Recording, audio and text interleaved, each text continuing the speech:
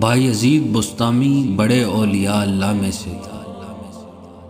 ان کا انتقال ہوا تو کسی نے خواب میں ان کو دیکھ کر پوچھا کہ حضرت اللہ نے آپ کے ساتھ کیا معاملہ فرمایا؟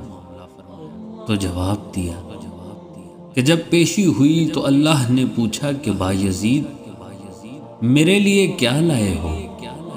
میں نے کچھ دیر سوچنے کے بعد کہا، اے اللہ، کوئی عبادت اس لائق نہیں کہ تیری جناب میں پیش کر سکوں۔ سب میں عیب و قصور ہے، البتہ تیرے لیے توحید لایا ہوں، کیونکہ میرا عقیدہ تو مضبوط تھا کہ تو ہی سب کچھ کرنے والا ہے۔ نفع کا مالک تو، نقصان کا مالک تو، مشکل کشا تو، حاجت روا تو۔ اس لیے میری جانب سے آپ کے لیے توحید خالص کا تحفہ پیش ہے۔ فرماتے ہیں کہ اللہ نے فرمایا کہ اچھا توحید لائے ہو، ذرا وہ دودھ کی رات والا قصہ یاد کرو۔ کیا یاد نہیں کہ تم نے کہا تھا کہ دودھ نے پیٹ میں درد کر دیا تو میں نے لا علمی ظاہر کی؟